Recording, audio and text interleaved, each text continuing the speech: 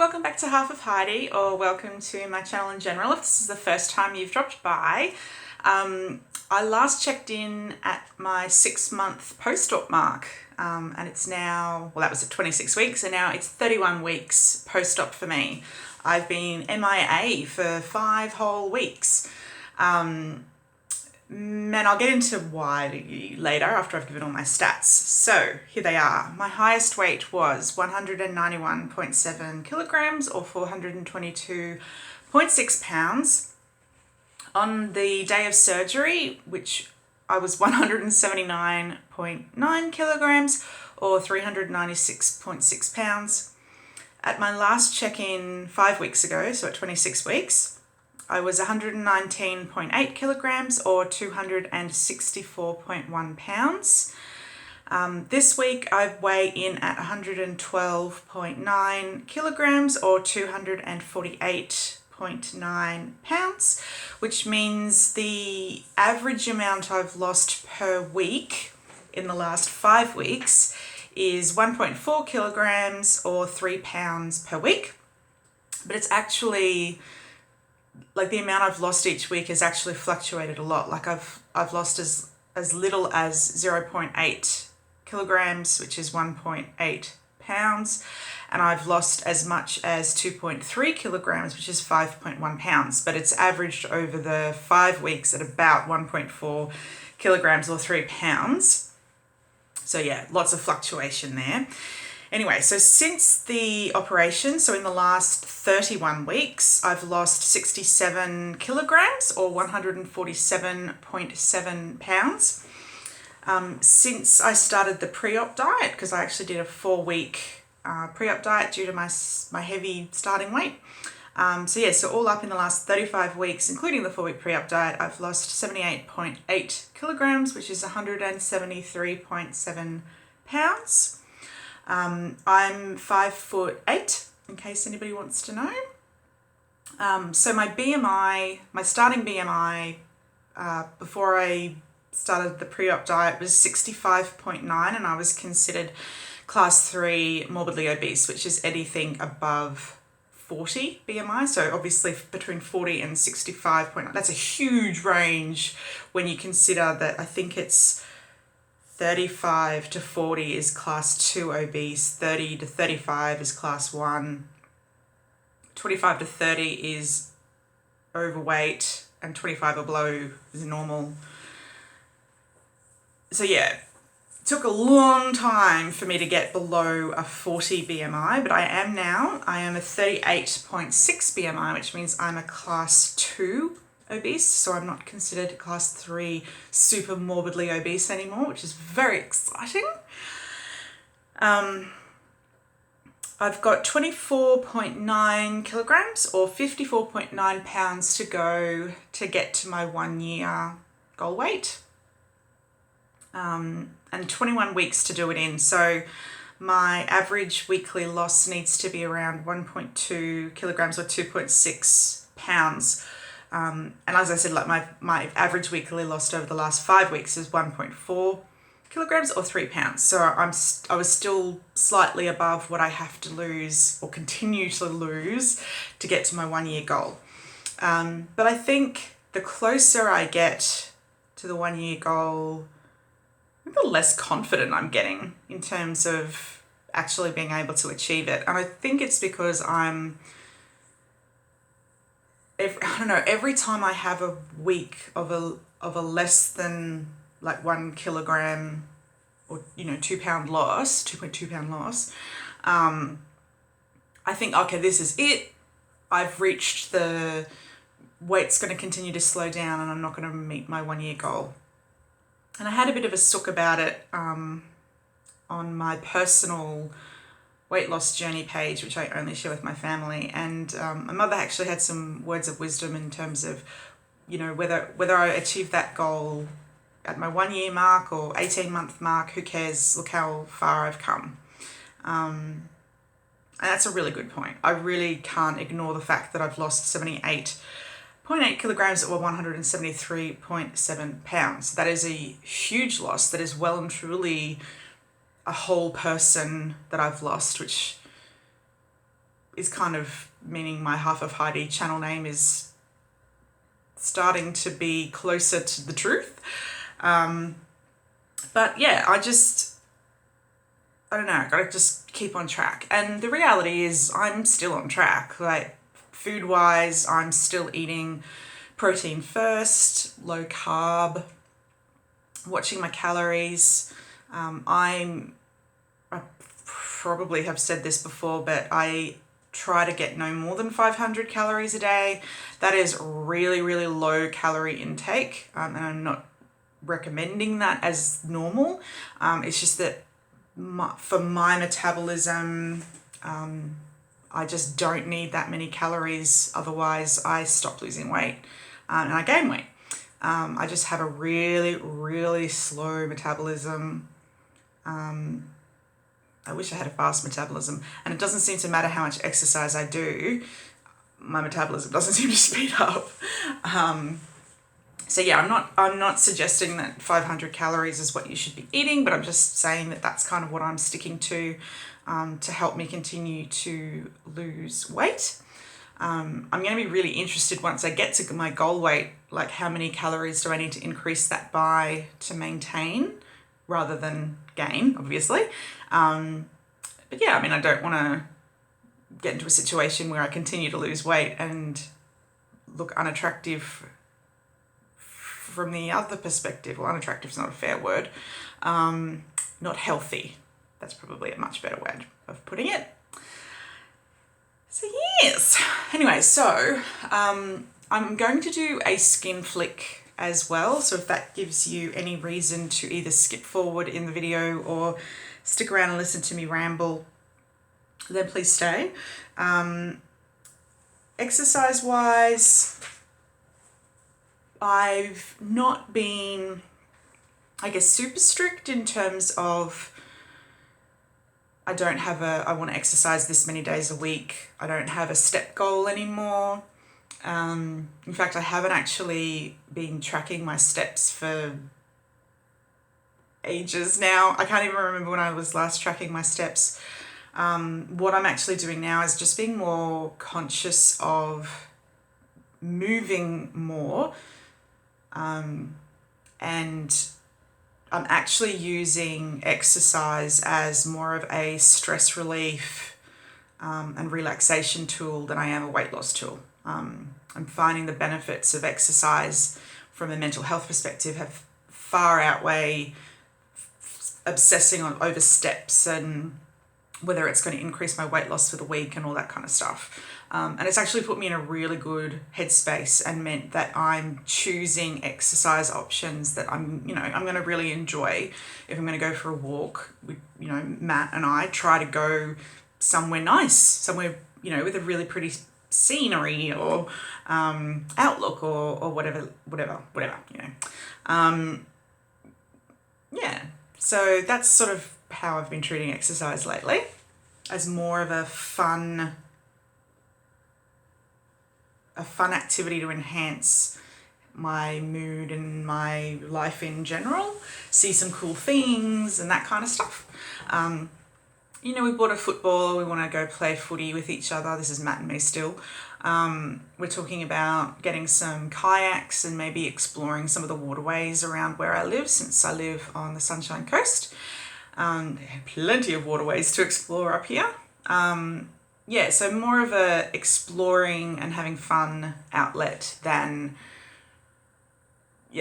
elevated heart rate equals burn equals fat loss. Like I was becoming too obsessed doing it that way. Fluid intake is getting a lot better. I've noticed from a restriction point of view, I still have a lot of restriction in comparison to what I used to be able to eat, but I definitely think my sleeve is relaxing a little bit now that I'm well and truly past the 6-month mark. And I'm probably eating closer to half a cup, 3/4 of a cup of food. I've definitely had like a whole cup of food when it's more of a liquidy consistency, like your soups and minces and things like that. So the more dense the food, the less I can have or fit in. But it hasn't slowed my weight loss, and I'm still really careful about counting calories and that kind of stuff, and sticking to low carb, but I'm not, I don't know, I'm not obsessing over it, which is really nice. I think I still have these twinges of, oh, I can't comfort eat anymore, so what am I going to do instead? And I think that is really where, actually I should probably do a preparing for weight loss surgery video in terms of some things I've learnt post-op that I'd love to share with people who haven't had their surgery yet. In fact, I will do that.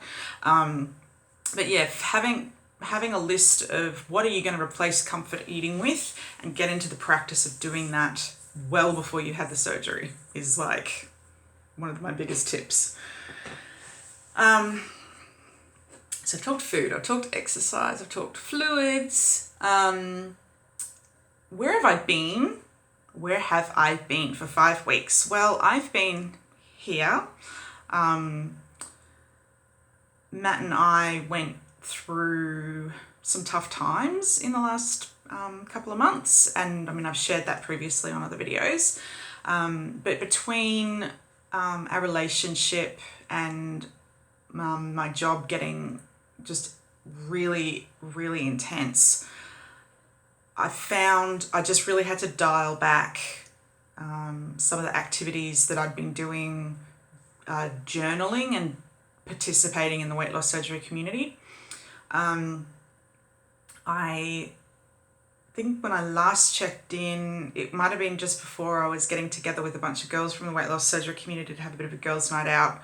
And that was absolutely awesome. And in fact, I'm actually going to see some of them again this coming weekend, and a whole bunch of new people at a meetup in Melbourne. But yeah, life just got really hard for 5 weeks there. And I thought, rather than trying to struggle through, which is what I normally do, is I put everything else first and my mental health second. I figured I would focus on me and Matt and work and things like that for a few weeks. But it's just, yeah, it just reached a point today where I was like, it's been so long since I checked in, and just in case any of my subscribers out there were interested in where I am from a progress perspective, I thought, well, it's not going to kill me to jump on and record a video. So that is why I'm here. And I thought it would be fun to flash my skin at you as well, just because who doesn't like watching that from other people's videos?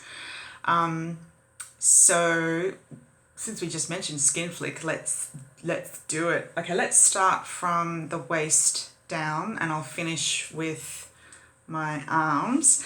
And I'm actually not wearing any pants. Well, I'm wearing underpants, but I'm not wearing any pants in preparation for this skin flick. So let's see. So I'm a little jiggly. Quite jiggly. Still have a lot of meat on the bones.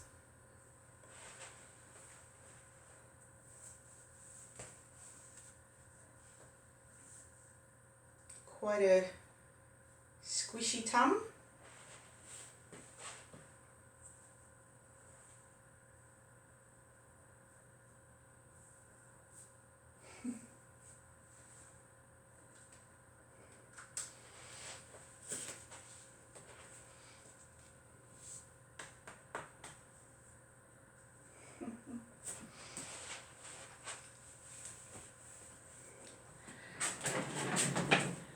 So that's that view, and I guess I need to take my jumper off to show you the old fadubidas. It's really cold here at the moment, it's raining. Oh, bra straps, gosh, attractive. Yeah, arm situation is not great. Lots of, yeah, a lot of this. I'm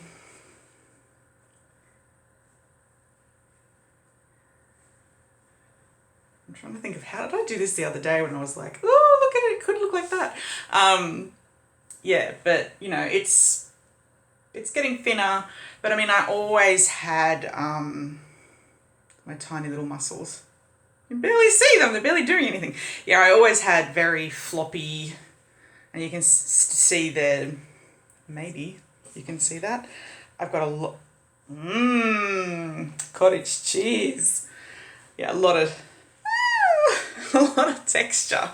But look, I have the beginnings of collarbones when I do this face. And unfortunately, I don't walk around going like this. Hey, check out my collarbones. So, still more to go before they're permanently on display. Yeah, I'm not going to pull that face at people. They'll think I'm crazy. Speaking of double chin, I mean, I think my double chin's going pretty well. Let's do a bit of a side-on profile. Considering if you have a look at my like first videos that I made, I was carrying a lot of weight here. Starting to get a bit more cheekbone definition. And my friend pointed out my dimple is coming back. I've only got one. I can fake one if I pull it in really hard, but otherwise I've really only got one. Anyway, crapping on about my dimples. Anyway, so yeah, 31 weeks post vertical sleeve gastrectomy, 78.8 kilograms or 173.7 pounds gone forever. Under 40 BMI, class 2 obese. 21 weeks to my 1 year goal. And yeah. Oh, did I show you my tattoo? I don't know if I even showed you my tattoo. I mentioned this, I think, in my last video, that I was getting a new tattoo. So a whole bunch of us from the weight loss group all got a lotus tattoo, like a variation of a lotus tattoo. So that's mine. So there's a whole bunch of different meanings for lotuses, but I liked the growth and new life and transformation meaning for lotus, and I got it on an arrow to show that I'm always moving forward, because arrows always go forward. I think they would not go very far if you tried to throw one backwards. Yeah, I was trying to be a fighter and say that, you know, I fight and keep moving forward. Anyway, it's only going to mean something to me, and it's extremely special because I got it with some awesome people, girls. I don't know why I told you they're girls, but awesome people from the weight loss surgery community who I love to death. So if they're watching, I love you. But yeah, really special. In fact, I think I will try and find a link to our group photo of our tattoos, and I'll put that in the description box below in case anybody wants to see what we got done. Yeah, so like usual, I can't really guarantee when my next video is going to be because life is still crazy. It definitely won't be next week because I'm down in Melbourne all of next week for work. May not be the week after that. Who knows? But I really will put some proper thought and planning into a video on, you know, Heidi's top tips for people who are yet to start the process in terms of their pre-op diet and all that kind of stuff, because I actually really enjoyed watching those videos before I had my surgery, and I'm sure everyone's experience is different and I may have something different to add, who knows, whatever. I'll film it, post it, and see if people are interested. As always, if you would like to talk to me, and I'm not sure why I'm kind of singing a melody for this bit, but yeah, if you'd like to talk to me, leave me a comment, private message me, whatever. I would definitely love to hear from you. I've been out of the loop for so long, I really don't know how everyone is going. So please let me know how you are, please. Gosh, could I have sounded any more whiny just then? And I don't know, I just hope you're having a great week. I was going to say a fine week, but I wish you a fine or just okay week. No, I hope you're having a great week. And if you're struggling with anything, I'm thinking of you and wishing you and trying to download through the computer some positive energy and strength to help get you through. Because life throws us some shit, but all we have to do is keep fighting and learn from everything that happens to us and grow. And one day we're going to be old farts sitting there being these wise old people that all the young'uns aren't listening to, even though we're total experts when it comes to life. So yeah, weird subliminal message, listen to your elders. Yeah, no idea what I'm talking about now. I will catch you in my next video. Love you all.